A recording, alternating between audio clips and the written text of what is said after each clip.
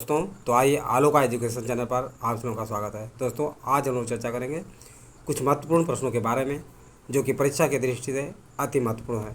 इसमें कुल 25 प्रश्न होंगे। तो ध्यान दीजिए, पहला क्वेश्चन आप लोग के सामने है, इकोकार्डियोग्राफी क्रिया में किस तरंग का प्रयोग किया जाता है। तो ध्यान रखिए दोस्तों, इकोकार्डियोग्राफी क्रिया में पराश्रव्य तरंग का प्रयोग किया जाता है। किस तरंग का? पराश्रव्य तरंग का प्रयोग किया जाता है। किस देश ने गुरुग्राम में एरोस्पेस इंडिया लॉन्च की? तो इजरायल। इजरायल वह देश है दोस्तों जो गुरुग्राम में एरोस्पेस इंडिया लॉन्च की। एक मशीन जो दो अलग अलग प्रोटोकॉल का उपयोग करके नेटवर्क से जुड़ती है क्या कहलाती है? तो द्वार कहलाती है। क्या कहलाती है? द्वार। निम्नलिखित में से कौन सा सॉफ्टवेयर उपयोगकर्ता को इंटरनेट सर्फ करने की अनुमति देता है? तो ब्राउज़र। ध्यान रखिए दोस्तों, ब्राउज़र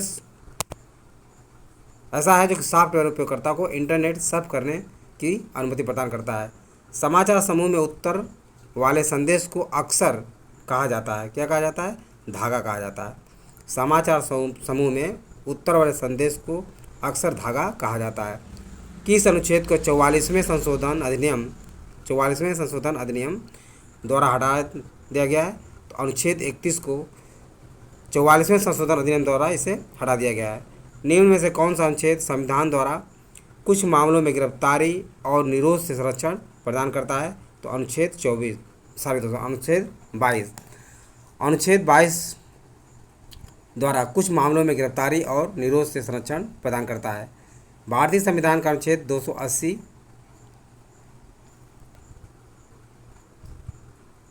किस प्रकार भारतीय संविधान का अनुच्छेद 280 किस प्रकार के निकाय के रूप में वित्त आयोग का प्रावधान करता है? तो अर्ध न्यायिक प्रावधान करता है। भारतीय संविधान का अनुच्छेद 280 अर्ध न्यायिक प्रकार के निकाय के रूप में वित्त आयोग का प्रावधान करता है। 1866 ईस्वी में सबसे पहले किसने पारिस्थितिकी का प्रयोग और परिभाषित किया था? 1866 में सबसे पहले किसने पारिस्थितिकी का प्रयोग और परिभाषित किया था? तो हाइकेल ने। किसने किया था? हाइकेल ने। पृथ्वी शिखर सम्मेलन को किस नाम से भी जाना जाता है? तो रियो शिखर सम्मेलन को दोस्तों जो है पृथ्वी शिखर सम्मेलन के नाम से भी जाना जाता है। पृथ्वी शिखर सम्मेलन को रियो शिखर सम्मेलन के नाम से भी जाना जाता है।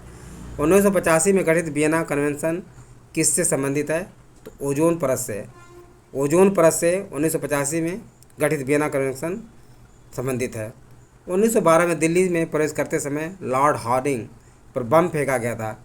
इस केस में किसे फांसी की सज़ा सुनाई गई थी? तो ध्यान रखिए, इस केस में किसको फांसी सुनाई गई थी? बाल मुकुंद शर्मा को। किसको? बाल मुकुंद शर्मा को जो है फांसी सुनाई गई थी। कब? 1912 ईस्वी में दिल्ली में प्रवेश करते समय लॉर्ड हार्डिंग पर बम फेंका गया था। इस केस में बाल मुकुंद शर्मा को फांसी सुनाई गई थी। सुभाष चंद्र बोस ने किसे आधुनिक राष्ट्रीय आंदोलन का आध्यात्मिक पिता कहा था? तो स्वामी विवेकानंद को। स्वामी विवेकानंद को आधुनिक राष्ट्रीय आंदोलन का आध्यात्मिक पिता किसने कहा था? तो सुभाष चंद्र बोस ने कहा था। नेक्स्ट,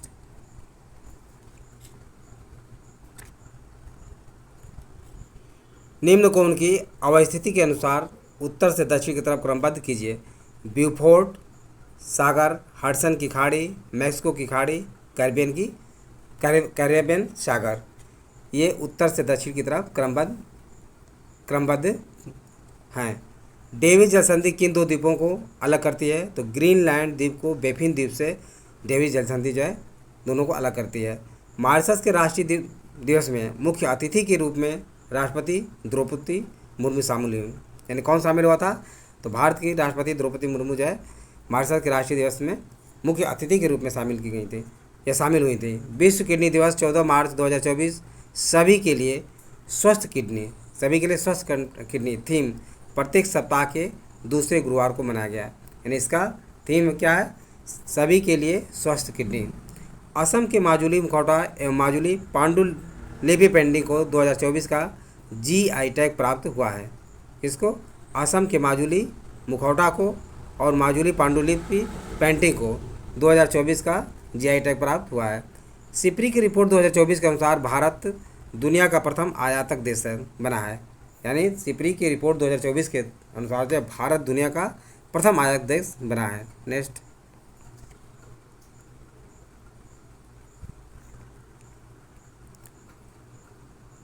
दुनिया के प्रथम 3D पेंटिंग मस्जिद का निर्माण कहाँ किया गया? यूएई में।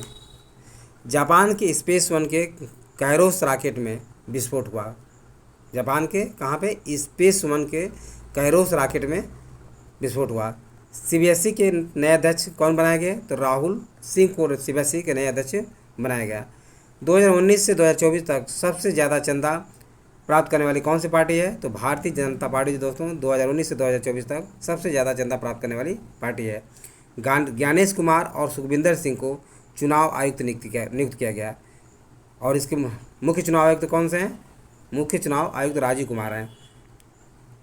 विश्व प्रसन्नता सूचकांक फिनलैंड सातवें बार विश्व प्रसन्नता सूचकांक में फिनलैंड का 7वें बार पहले स्थान पर है और भारत का स्थान 126वां है। भारत का स्थान कितना है? 126वां है।